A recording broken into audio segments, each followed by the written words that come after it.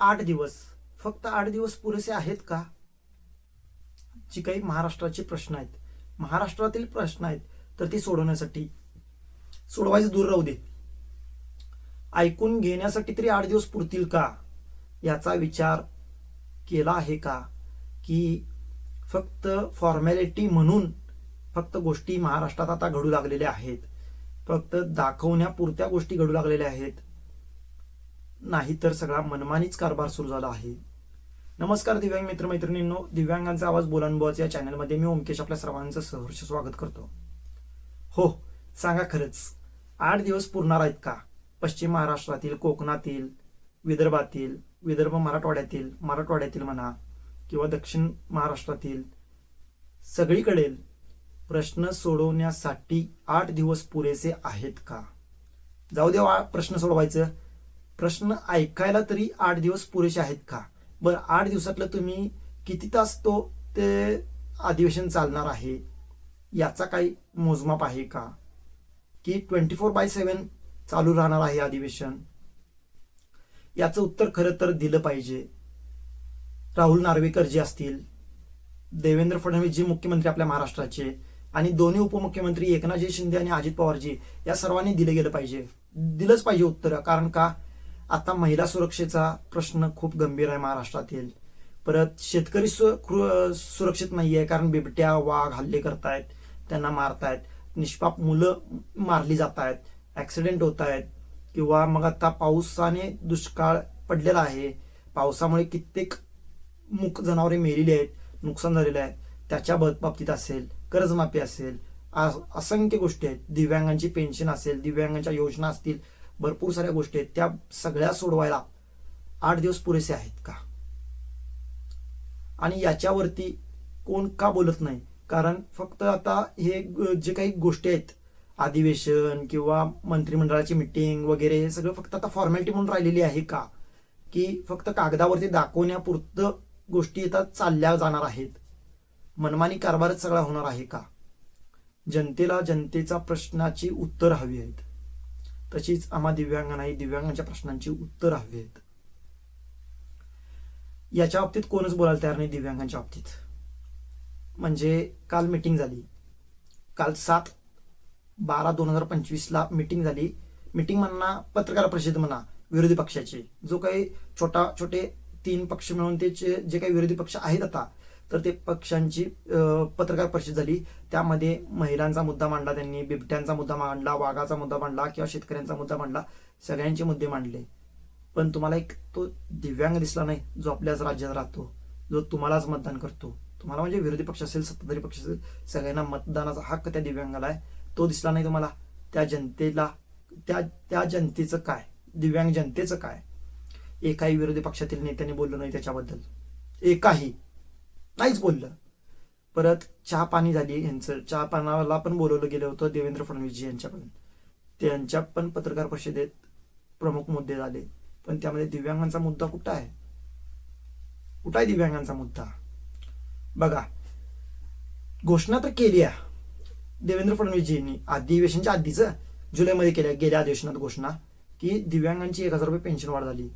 हिवाळी अधिवेशन आलं, पावसाळी अधिवेशन नंतर हिवाळी अधिवेशन आलेलं आहे, तरी पण दिव्यांगांना अजून जवळपास 50 ते 70% दिव्यांगांना 2,500 रुपये पेन्शनचा लाभच मिळालेला नाहीये. काही दिव्यांगांना 1,500 रुपये मिळतात, काही दिव्यांगांना मिळालेलेच नाही आहेत. म्हणजे ऑक्टोबर पासून आम्हाला 2,500 रुपये मिळायला सुरू झाले. काही दिव्यांगांना 1,500 रुपये ऑक्टोबरमध्ये आले, काही दिव्यांगांना 2,500 रुपये आले, काही दिव्यांगांना ऑक्टोबरमध्ये 2,500 आले तर नोव्हेंबरमध्ये 1,500 आले, काही दिव्यांगांना ऑक्टोबरमध्ये 2,500 आले आणि नोव्हेंबरमध्ये पेन्शनच आली नाही, काही दिव्यांगांना ऑक्टोबरमध्ये पण आले नाही आणि नोव्हेंबरमध्ये पण आले नाही, 1 रुपया पण आला नाही त्यांना. काहींना 1,500 आलेत, काहींना 1,000 आलेत, काहींना 2,000 आलेत, काहींना 500 रुपये आलेत. नेमकं का असं होतंय? याच्यावरती उत्तर कोण देणार? अन्याय हा. दिव्यांगांची ई रिक्षाची योजना 2 वर्ष झाले चालू आहे, अजून ई रिक्षाचा लाभ आम्हाला मिळत नाहीये. दिव्यांगांना एसटी प्रवास फ्री करणार म्हणून सांगितलं होतं, त्याच्या बाबतीत काहीच नाहीये. दिव्यांगांचा अंत्योदय, बाकीच्या राज्यांमध्ये दिव्यांगांना अंत्योदय दिलं जातं, पण आपल्या राज्यामध्ये अंत्योदयला अटीका लावल्या जातात. दिव्यांगांची कर्जमाफी, दिव्यांगांचं जे काही आरक्षण नोकरी भरतीसाठी, त्या आरक्षणाचं काय? बोगस दिव्यांग शोधायचं काय? असे असंख्य प्रश्न आहेत, आणि त्या प्रश्नांची उत्तरं देऊ शकणार आहे का सरकार? या 8 दिवसामध्ये.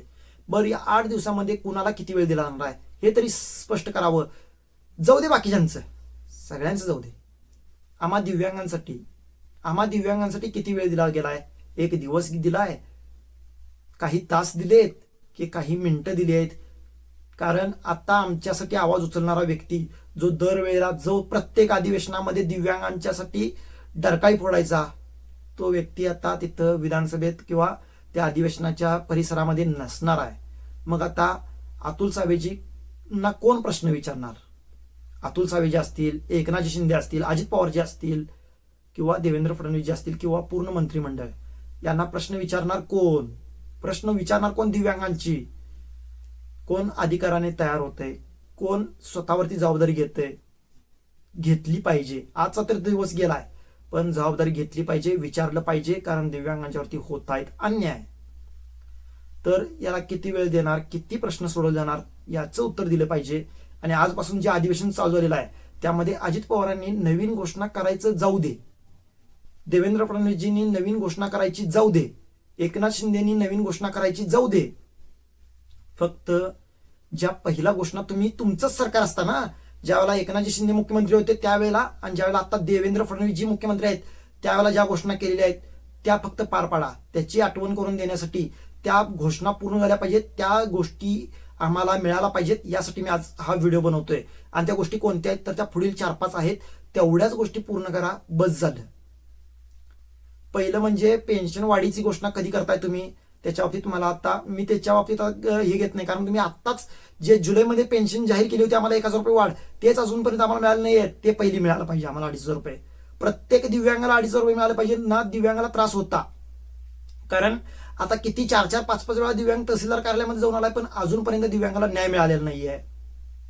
त्याच्या बाबतीत पहिला निर्णय झाला पाहिजे. दुसरा निर्णय जो जुलैमध्ये पण आणि त्याच्या आधी ज्यावेळेला एकनाथजी शिंदे मुख्यमंत्री होते त्यावेळेला एक योजना आली ती ई रिक्षाची, जे छोटा व्यवसाय करण्यासाठी दिव्यांगाला ई रिक्षा देणार होते.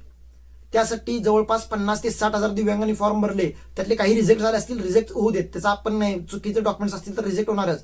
पण ज्यांचं पेंडिंग दाखवतोय, ज्यांचं नेक्स्ट लॉट दाखवतोय, ज्यांचं अप्रुव्हल दाखवतोय, त्यांना का आजपर्यंत रिक्षा देण्यात आलेले नाही आहेत. कारण ज्यावेळेला शेवटचं अधिवेशन झालं एकनाथजी शिंदेचं, एकनाथजी शिंदे मुख्यमंत्री असताना म्हणतोय मी, त्यावेळेला अजित पवारजी यांनी अधिवेशनामध्ये म्हणा किंवा अर्थसंकल्पामध्ये 50 कोटी रुपये तिथं राखीव ठेवले होते ई रिक्षासाठी. याचा पुरावा आपल्या चॅनलवरती पण व्हिडिओ पडलेला आहे, बघू शकता तुम्ही मागे जाऊन. तर ते 50 कोटी का 500 कोटी असं काहीतरी होता आकडा. तो मला एक्झॅक्टली आकडा आता आठवत नाहीये, पण तो आकडा का दिला गेला नाही? दिव्यांगाला अजूनपर्यंत ई रिक्षा का मिळाली नाही आणि आता कधी मिळणार आहे याचं उत्तर द्यावं. किंवा जर निधी कमी पडत असेल तर आता निधी देणार आहात की नाही देणार आहात, आणि आता तरी पुरेसा निधी देणार आहात की नाही देणार आहात ई रिक्षासाठी. जे गेल्या वेळी 50 का 500 कोटी जे काही दिला होतात तर ते का भेटले नाही दिव्यांगांच्या त्या टेंडरमध्ये, किंवा दिव्यांगांना ते भेटले नाहीत आणि ई रिक्षा का मिळाली नाही? फक्त नागपूरलाच 500 रिक्षा ई रिक्षा कशा वाटल्या जातात मुख्यमंत्र्यांच्या द्वारे, आणि बाकीच्या राज्यात, बाकीचं राज्य किंवा बाकीचे जिल्हे महाराष्ट्रामध्ये नाही आहेत का? महाराष्ट्रामध्ये फक्त नागपूर एक जिल्हा आहे का? याचं उत्तर देवेंद्र फडणवीसजींनी दिलं पाहिजे. कारण बाकीच्या जिल्ह्यामध्येही दिव्यांग राहतात, तुलनेने नागपूरच्या तुलनेतच दिव्यांग राहतात, आणि प्रत्येक जिल्ह्यातून फॉर्म गेले होते, प्रत्येक जिल्ह्यातून फॉर्म भरलेले आहेत.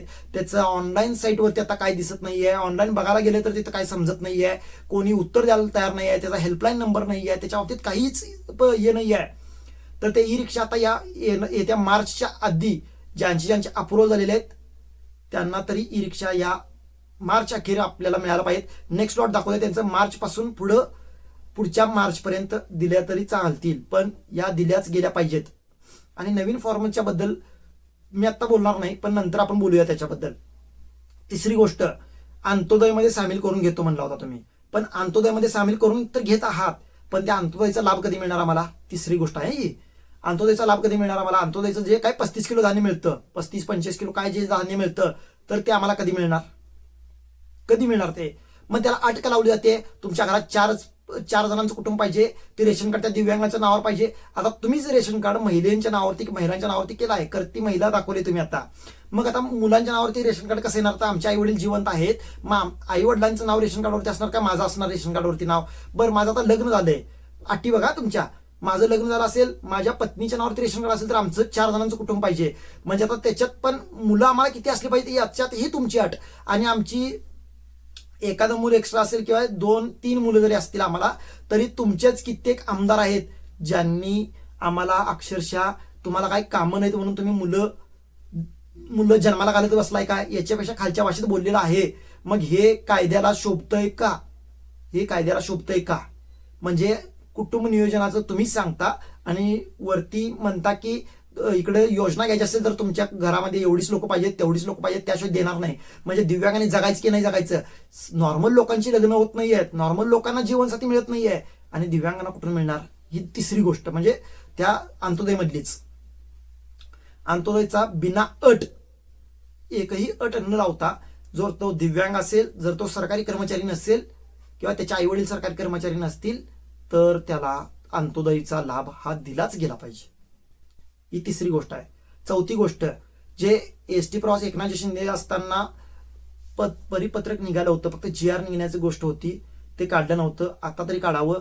महिलांना जसं अर्ध तिकीट केलेलं आहे तसं दिव्यांगांना बाकीच्या राज्यांमध्ये एसटी प्रवास दिव्यांगांना फ्री आहे. मग आपल्या शेजारचा गुजरात असेल, कर्नाटक असेल, राजस्थान असेल, UP असेल, दिल्ली असेल, सगळीकडे एसटी प्रवास फ्री आहे सगळ्या एसटीमध्ये. मग ते कुठलीही बस असेल, गव्हर्नमेंटची ज्या काही बसेस आहेत त्या बसेसमध्ये एसटी प्रवास फ्री झाला पाहिजे.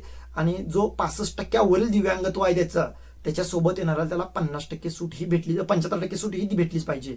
ही चौथी मागणी आहे. यासाठी परिवहन मंत्री प्रताप सरनाईकजींना सुद्धा विनंती आहे की ही मागणी आमची पूर्ण झालीच पाहिजे.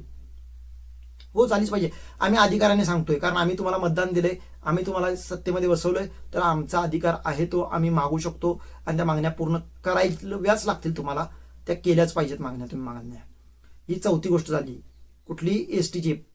तिसरी गोष्ट कुठली होती? अंत्योदयची होती. दुसरी गोष्ट ई-रिक्षाची होती आणि पहिली गोष्ट 2,500 रुपये पेन्शनची होती. आणि पाचवी गोष्ट म्हणजे मागतोय म्हणजे जे बोगस दिव्यांग आहेत ते शोधण्याची मोहीम कधी चालू होणार? फक्त सरकारी कर्मचारी शोधताय, पण त्यांच्यावरती कारवाई काय केली जाणार किंवा त्यांचं निलंबन का नाही होत? त्यांचं निलंबन झालं पाहिजे आणि ती रिक्त जागा दिव्यांगांना भरती करून घेतलं पाहिजे. ही पाचवी गोष्ट. आणि त्यामध्येच जे नॉर्मल बोगस म्हणजे नॉर्मल लोक आहेत, पण ती सरकारी कर्मचारी आहेत, काही सरकारी कर्मचारी आहेत ते तिथं सरकारी याच्यामध्ये दप्तरामध्ये UDID कार्ड किंवा दिव्यांग प्रमाणपत्र जमा केलेलं नाही आहेत त्यांनी, पण एसटी प्रवासासाठी, रेल्वे प्रवासासाठी त्या UDID कार्डचा वापर करतात. तर ते कुठं थांबणार आहे? ते कधी थांबणार आहे? त्याच्यासाठी काय निर्बंध येणार आहेत की नाही? त्याच्यासाठी काय होणार आहे की नाही? त्यांच्यावरती कारवाई होणार आहे की नाही? झाली पाहिजे कारवाई. परिवहन मंत्र्यांना सुद्धा विनंती आहे, या 5 गोष्टी पूर्ण झाल्या पाहिजेत. बोगस दिव्यांग एकही महाराष्ट्रामध्ये राहिला नसला पाहिजे आणि प्रत्येक बोगस दिव्यांगावरती कारवाई झाली पाहिजे. सरकारी कर्मचारी असेल तर त्याची नोकरी पण काढून घेतली पाहिजे, त्याला तुरुंगवास झाला पाहिजे आणि त्याने आजपर्यंत जेवढे पैसे कमवलेले आहेत त्यातले किमान 50% रुपये हे परत घेतले पाहिजेत सरकार दप्तरी. कारण त्यानं 10 वर्ष, 5 वर्ष, 15 वर्ष काय ती नोकरी केलेली आहे दिव्यांगाच्या जागेवरती बसून किंवा दिव्यांगाचा हक्क मारून, तर त्या एका दिव्यांगाला त्या नोकरीपासून, त्या पैशापासून, त्या अधिकारापासून वंचित ठेवलेला आहे. त्याच्यामुळे त्यालाही ते शिक्षास पात्र असला पाहिजे तो. आणि तो जो पैसा आहे तर तो त्या एका दिव्यांगाला मिळाला तर चांगलंच आहे, किंवा दिव्यांगाच्या इथं आलं तर. आणि बोगस दिव्यांग शोधून त्यांची पेन्शन बंद करणं, त्यांच्या सगळ्या योजना बंद केल्यावर तात्काळ दिव्यांगांची पेन्शन 6,000 रुपये झाली पाहिजे. ही 6वी मला मागणी आहे माझी. 6वी मागणी 6,000 रुपये. कारण का? बोगस दिव्यांग जवळपास आपल्या राज्यामध्ये 40% बोगस आहेत आणि 60% खरे दिव्यांग आहेत. 40% जर कमी झाले तर 60% दिव्यांगांना आपोआपच 2,500ची 6,000 पेन्शन करताना सरकारला कोणताच त्रास होणार नाही. सरकारला अतिरिक्त पैसे द्यायला लागणार नाही. लक्षात घ्या, अतिरिक्त 1 रुपये न देता 6,000 रुपये पेन्शन दिव्यांगांची होऊ शकते किंवा करता येते म्हणूया आपण. 100% करता येते. तर या गोष्टी केल्या पाहिजेत लवकरात लवकर. बाकीच्या ठिकाणी कमिट्या बसवून, बाकीच्या ठिकाणी कमिट्या जसं बसवत आहेत तसं दिव्यांगांच्या बाबतीत ही गोष्टी केल्या पाहिजेत.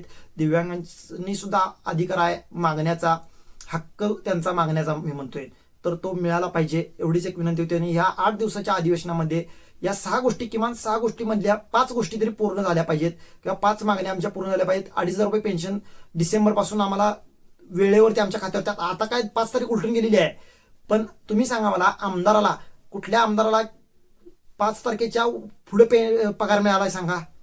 पगार जाऊ देव, माझे जे आमदार आहेत तर त्यांना सुद्धा पेन्शन 5 तारखेच्या आत भेटते, नाहीतर ते उपोषणाला बसतात. सरकारी कर्मचारी 30 तारखेला पगार त्यांच्या खात्यावरती जमा होतो, 30 तारखेला. मग दिव्यांगांनाच का हा 20-20 तारखेपर्यंत वाट बघावं लागते? याच्यावरती निर्णय झाला पाहिजे किंवा त्याच्यासाठी काहीतरी गोष्ट केली पाहिजे. माझं तर मत आहे समाज कल्याणकडून दिव्यांग निधीचं किंवा दिव्यांग पैशाचं काढून ते दिव्यांग डिपार्टमेंटला द्या, दिव्यांग मंत्रालयाकडे द्या, म्हणजे दिव्यांगांचं वेगळं होईल. कारण दिव्यांग मंत्रालय काढलेलं आहे तर ते मंत्रालयाचा काहीतरी उपयोग होऊ दे, त्याच्यासाठी तर ती करा. दुसरी ई रिक्षा ते मिळेल मला, त्याच्यावरती मी बिझनेस करेन या आशेवरती खूप सारे दिव्यांग आहेत, ते तर पूर्ण करा, ते पण पूर्ण करा. आणि ते टेंडर जरा बदला, त्या हरियाणाच्या कंपनीचं टेंडर काढून महाराष्ट्रातल्या किंवा दुसऱ्या कुठल्याही राज्यातल्या कंपनीला टेंडर द्या. कारण जवळपास 3-3 लाख रुपये ते घेऊन कसल्या भंगारमध्ये रिक्षा देत आहेत त्या. तर जरा चांगल्या दर्जाची रिक्षा मिळू दे, जेणेकरून त्याच्यावरती तो व्यवसाय करू शकेल. ना की पार्किंगमध्ये लावण्यासाठी रिक्षा तुम्ही देत आहात, तर त्याच्यावरती व्यवसाय करण्यासाठी रिक्षा देत आहेत, लक्षात घ्या. त्याच्यामुळे भरपूर गोष्टी होणार आहेत. दिव्यांगांना रोजगार मिळणार आहे, दिव्यांगांचं घर चालणार आहे. तिसरी गोष्ट म्हणजे प्रदूषण कमी होणार आहे, कारण ई रिक्षामध्ये प्रदूषण कमी होतं. या 3 गोष्टी तरी होणार आहेत, तर त्या गोष्टी करा. अंत्योदयचा लाभ द्या, एसटी प्रवासात फ्री द्या, म्हणजे प्रदूषण परत आणि कमी होईल दिव्यांगांसाठीचं. कारण दिव्यांग स्पेशल गाडी करून जातात किंवा काय बाकीच्या गोष्टी असतील, दिव्यांगांसोबत एक व्यक्ती यायला लागतो, मग ते त्याचा त्रास असतो, भरपूर साऱ्या गोष्टी असतात. त्याच्यामुळे एसटी प्रवासात सुद्धा 100% सूट जर दिली तर प्रदूषणावरती सुद्धा नियंत्रण आणू शकतो आपण. सगळ्या गोष्टी आहेत, त्या सगळ्या गोष्टी मान्य करा. ही सर्वांना, तिघा नाही म्हणजे एकनाथजी शिंदे असतील, अजित पवारजी म्हणजे दोघं उपमुख्यमंत्री झाले, आणि लाडके देवाभाऊंना सुद्धा विनंती आहे की सगळ्या गोष्टी आमच्या पूर्ण करा. या अधिवेशनामध्ये दिवस कमी घेतलेले आहेत, ते का घेतलेले आहेत हेच मला कळायला नाहीये. फक्त फॉर्मॅलिटी म्हणून करताय की काय करताय हे समज नाही, पण फॉर्मॅलिटी म्हणून जर करत असाल तर त्या फॉर्मॅलिटीमध्ये दिव्यांगांचा विचार असावा, दिव्यांगांच्या प्रश्न असावेत, दिव्यांगांचे प्रश्न सोडवले जावेत, हीच एक अपेक्षा करतो, देवाकडे प्रार्थना करतो आणि थांबतो. जय महाराष्ट्र, जय दिव्यांग.